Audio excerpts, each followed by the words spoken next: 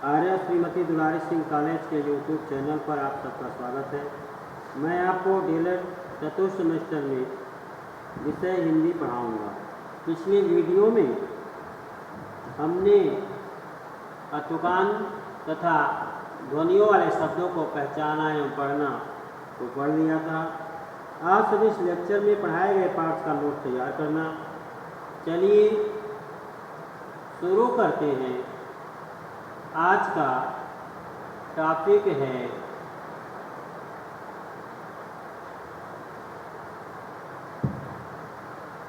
लिपि संकेतों और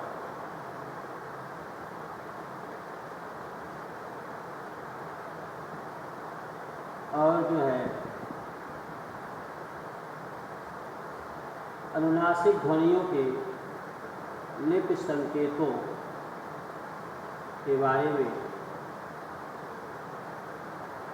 आपको बताया जाएगा। और जिसमें आपका जो चैप्टर है वह है लिपि संकेतों, अनुनासिक ध्वनियों के लिपि संकेतों, स्वर, व्यंजन, मात्राएं तथा संयुक्त वर्णों के लेखन का ज्ञान। इसमें सर्वप्रथम आपको देवनागरी लिपि के बारे में बताया जाएगा।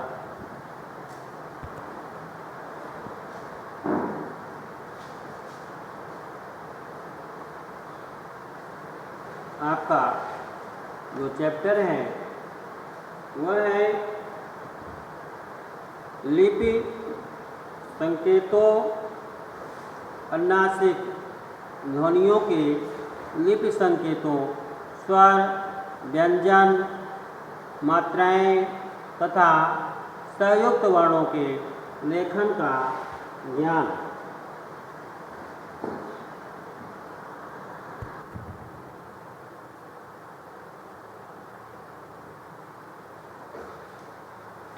हिंदी की लिपि को ही देवनागरी लिपि कहलाती है। इसका विकास ब्राह्मी लिपि से हुआ है। वर्तमान रूप ब्राह्मी का विकसित रूप है। ब्राह्मी का विकसित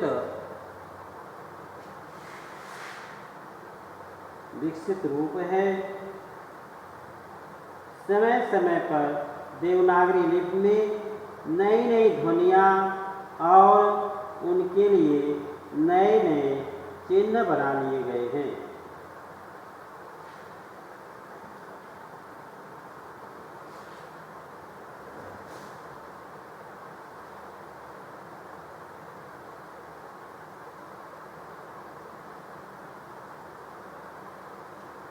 अभी आपने पढ़ा कि हिंदी की लिपि को ही देवनागरी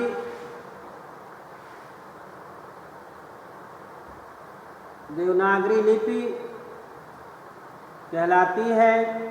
इसका विकास ब्राह्मी लिपि से हुआ है। इसका विकास ब्राह्मी लिपि से हुआ है। वर्तमान स्वरूप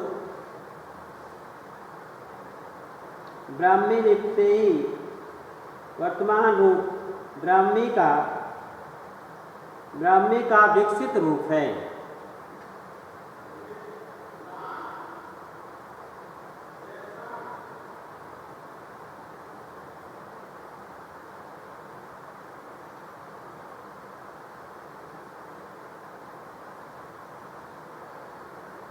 ब्राह्मी का विकसित रूप है। समय समय पर देवनागरी लिपि में नई नई ध्वनियाँ और उनके लिए नए नए चिन्ह बना लिए गए हैं। यही कारण है कि आज हमारी वर्णमाला एवं लिपि संसार की सबसे विकसित वर्णमाला और लिपि मानी जाती है। स्पष्टता और व्यंजकता में अन्य दूसरी कोई लिपि इनकी तुलना नहीं कर सकती। संस्कृत, हिंदी, मराठी और नेपाली भाषाएं इसी लिपि में लिखी जाती हैं। बांग्ला और गुजराती लिपियां इससे काफ़ी मिलती जुलती हैं। गुरमुखी, मुंडा, कैथी आदि लिपियां भी देवनागरी से ही विकसित हुई हैं।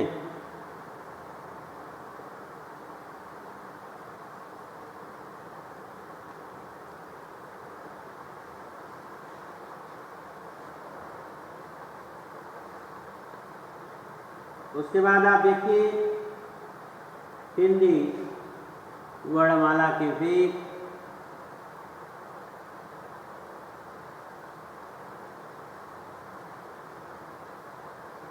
स्वर,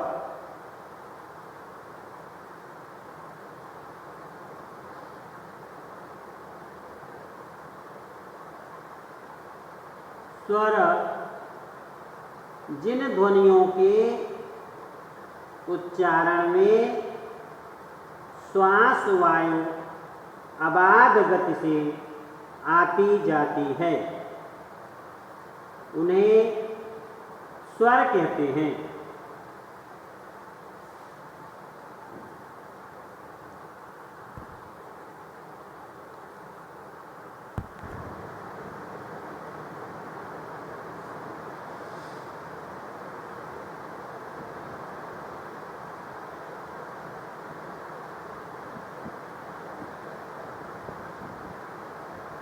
संस्कृत में इन्हें 8 स्थानों तक बांटा गया है।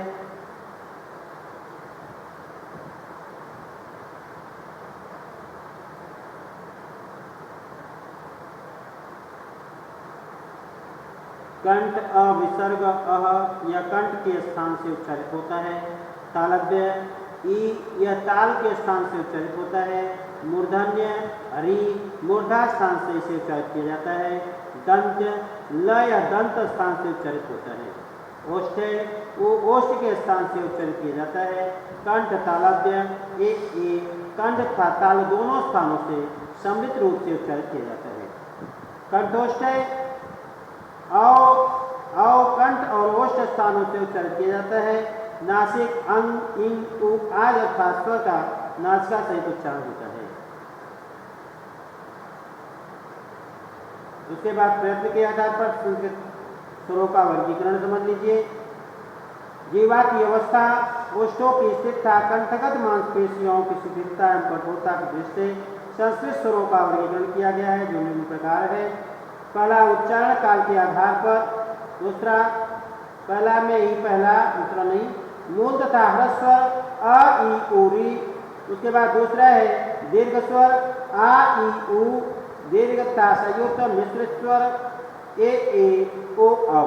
जैसे अ प्लस ई बराबर ए, अ प्लस ई बराबर ए, अ धन उ बराबर ओ, अ धन उ बराबर औ। इस प्रकार स्वर अ आ ई उ ए औ री कुल 11 है। इनमें री का उच्चारण हिंदी री के रूप में करते हैं। मूल रूप से उच्चारण प्रायः लुप्त होता जा रहा है।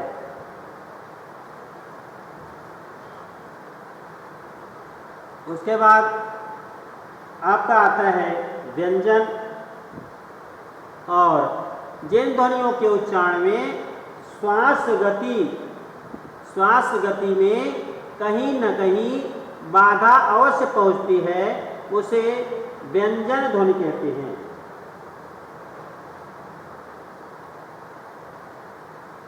व्यंजन ध्वनि के उच्चारण में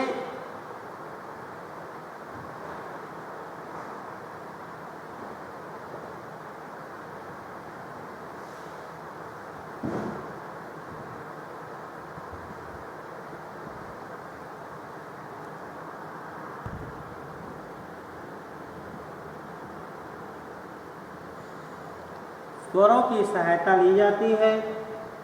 स्वर आ ई उ ऊ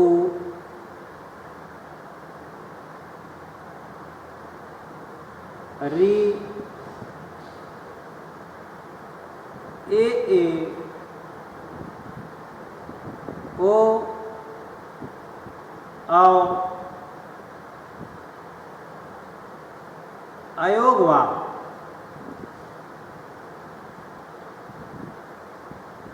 अंग अह व्यंजन। व्यंजन में आपका है क ख ग घ अंग क वर्ग च छ ज झ य च वर्ग ट थ ड ढ अड़ ट वर्ग त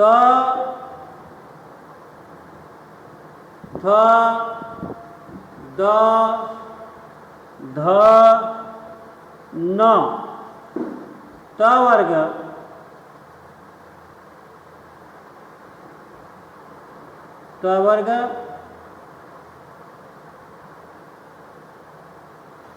प फ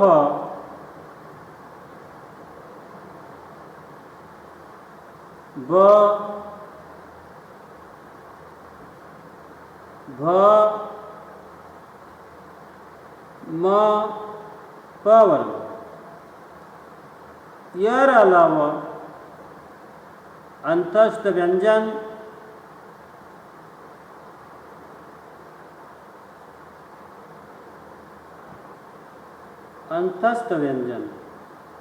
स ख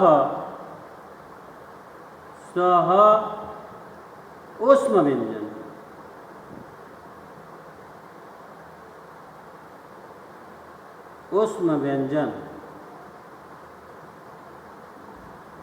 संयुक्त व्यंजन छ त्र ज्ञ स्र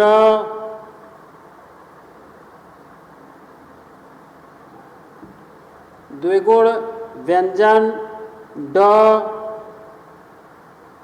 ढ। अभी आपने पढ़ा स्वर में आपने पढ़ा कि अ आ ई उ री ए ओ औ। अयोगवा में अंग अह व्यंजन पढ़ा आपने। क वर्ग में पढ़ा आपने क ख ग घ अंग। च वर्ग में आपने पढ़ा च छ ज झ ञ। ट वर्ग में पढ़ा आपने ट ठ ड ढ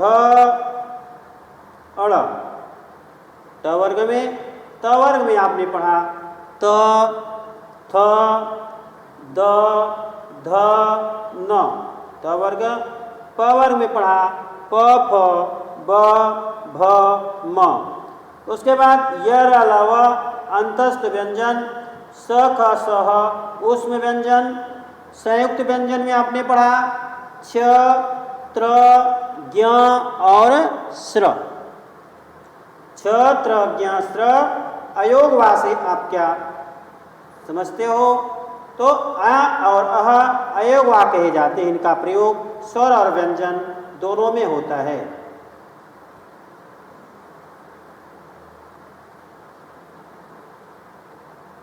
संयुक्त वर्ण जब दो वर्ण मिलकर किसी शब्द में प्रयुक्त होते हैं तो उन्हें संयुक्त वर्ण कहा जाता है।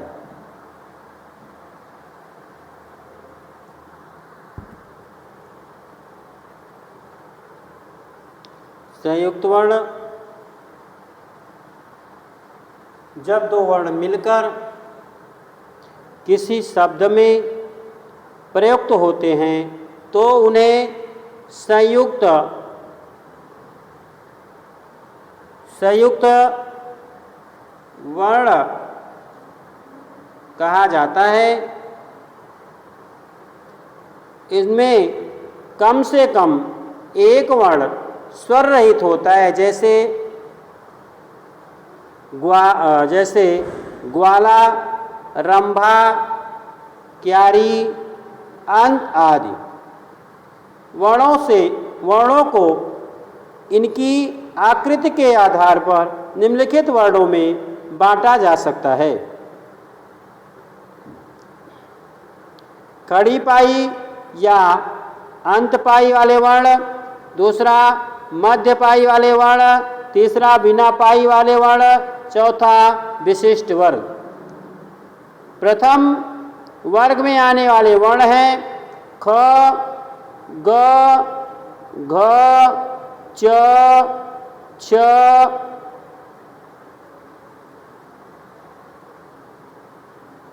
छ, झ, य। प्रथम वर्ण में आने वाले वर्ण हैं ख, ग, घ, च, झ, य। अण, त, थ, न, प, ब, भ, म, य, ल, व, स, छ, त्र, झ। आपको याद रखना पड़ेगा। उसके बाद द्वितीय वर्ग के वर्ण क, फ के बाद ह कोष्टक में है। बिना पाई वाले वर्ण छ, ट, ढ, ड, ढ, द, ह। विशिष्ट वर्ण में र। विशिष्ट वर्ण में र आपका है।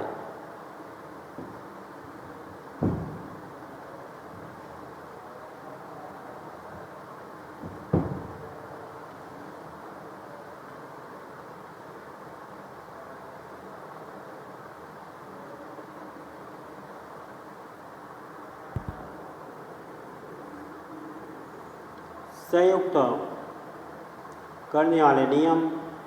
प्रथम वर्ग वाले वर्णों को अंत्य पाई हटा दी जाती है, जैसे ख्याति हटा दी जाती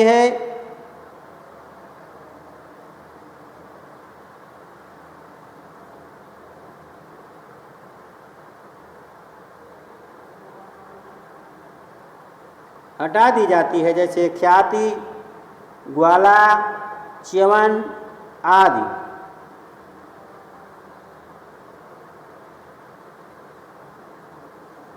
दूसरा, द्वितीय वर्ण में लटकी हुई सूढ़ हटा दी जाती है, जैसे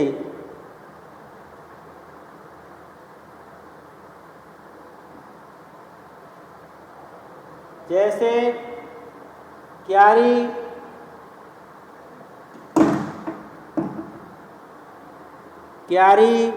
फ्यूज, ब्राह्मण।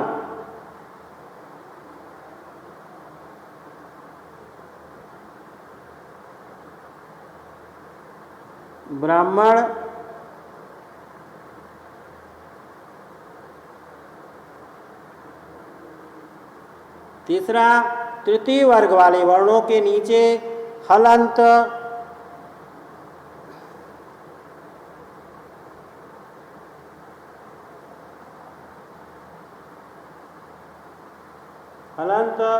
लग जाता है। हलंत लग जाता है, जैसे उच्छ्वास, ट्यूब आदि। चौथा, र विशिष्ट वर्ण वाला माना गया है जब यह अन्य वर्णों के साथ संयुक्त होता है, अर्थात स्वर रहित होता है, तो इसका स्वरूप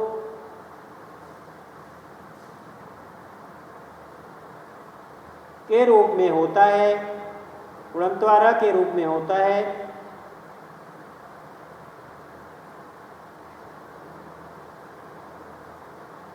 उस समय इसका प्रयोग अगले वर्ण के ऊपर होता है, जैसे कर्म, कर्म। र के साथ जब अन्य कोई स्वर रहित वर्ण जुड़ता है तो र अपना स्वरूप बदल देता है। र और र के रूप में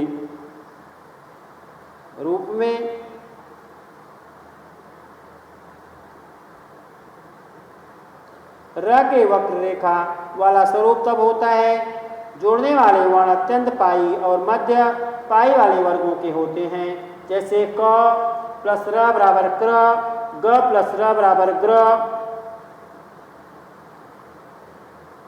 र के रूप का प्रयोग जब होता है जब संयुक्त होने वाला वर्ण बिना पाई वाले वर्ण को, जैसे आपने ट धन र, जो ट्र में जो र लगा हुआ है, ड धन र बराबर ड्र।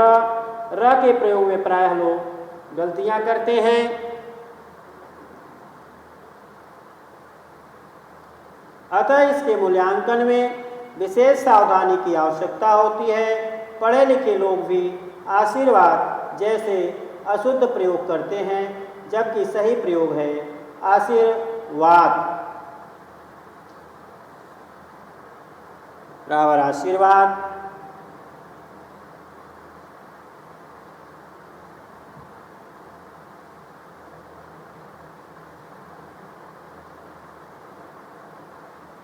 अभी आपने संयुक्त करने वाले नियम को पढ़ा, विशिष्ट वर्ण पढ़ा, बिना पाई वाले वर्णों को पढ़ा, द्वितीय वर्ग के वर्ण, प्रथम वर्ग के आने वाले वर्ण और संयुक्त वर्ण को आपने पढ़ा, व्यंजन को पढ़ा, अयोगवा को पढ़ा, स्वर को पढ़ा और स्वर और व्यंजन दोनों को पढ़ा।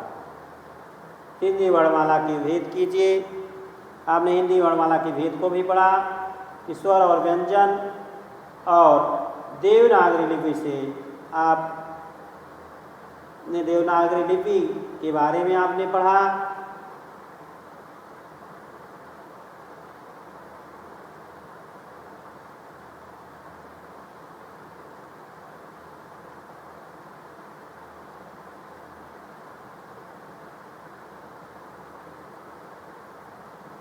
इसके बाद आपको अगले वीडियो में इस